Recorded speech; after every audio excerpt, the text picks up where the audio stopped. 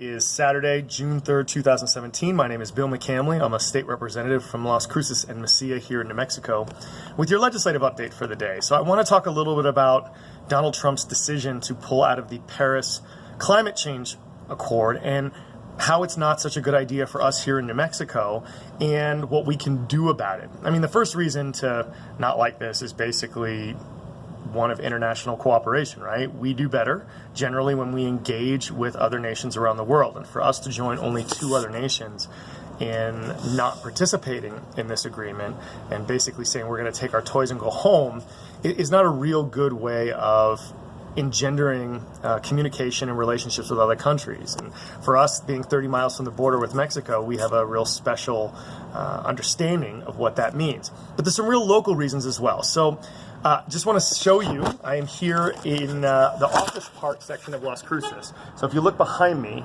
you can actually see there at the green office buildings in Las Cruces, electric charging stations. So we've got those here in town now for people with electric cars, and they're becoming more and more common. Furthermore, if you look over across the street, you can see the Steinborn office building. Now that office building is completely covered in solar panels along their roof. And I know this because I worked with the people who own the place to get that done a few years ago.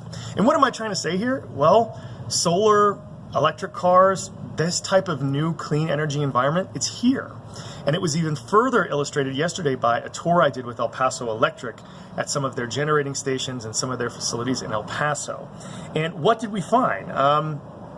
Number one, El Paso Electric has decided to completely sell all of their coal assets.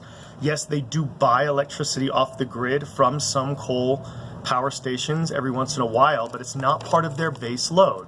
They've moved entirely to nuclear out of Palo Verde in Arizona, mostly natural gas, and a bigger and bigger portion of the electricity they use is now solar. So in fact, in 2008, 2009, 0% or some minuscule amount of the electricity produced in the El Paso Electric area was from solar. Now, it's closer to 7 or 8%. 5% comes from their own internally owned solar facilities, and another 2 to 3% comes from distributed generation, like the kind I just showed you over there on the other side of town.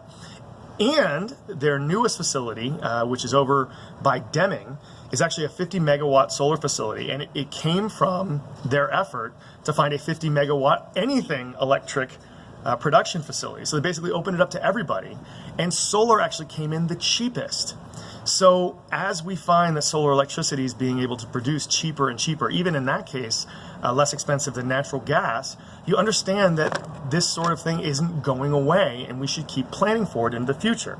There are some issues that they've got to deal with, and that's mostly because solar shines during the day and not at night. And in the summer, it's actually kind of a big deal because the solar is always on, and that helps most of the day. But as the sun starts going down, 4, 5, 6 o'clock at night, temperatures are going up still, and people have their air conditioners on. So how do you find ways of dealing with having the energy on most of the time, but these spikes or losses when the sun's going on?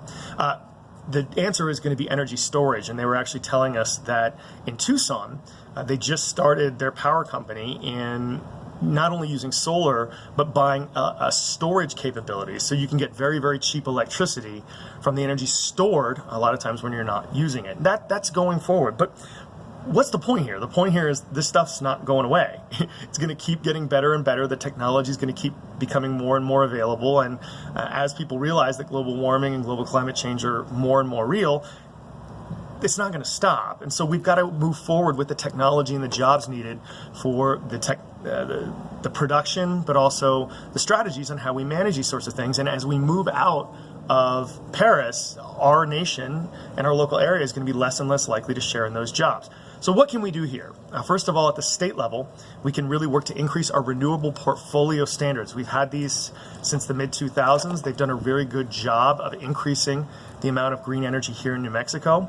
But we're getting to those caps where electric companies actually hit the standards that they need to hit. We've got to work on increasing them.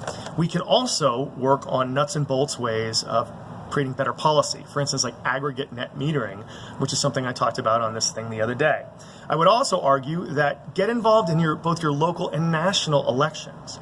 So if we make understanding that clean energy and green energy is going to be a big deal in our local elections, we can elect city councilors and county commissioners that utilize this technology for their own government offices and buildings. And at the national level, obviously, we want to elect people who take climate change seriously and want to make sure that we're engaging with the rest of the world. So thanks everybody for watching this. I do appreciate it. And as always, if you have questions, comments, or concerns on these or any of the issues, I'd love to talk with you, and hope you're having a great day.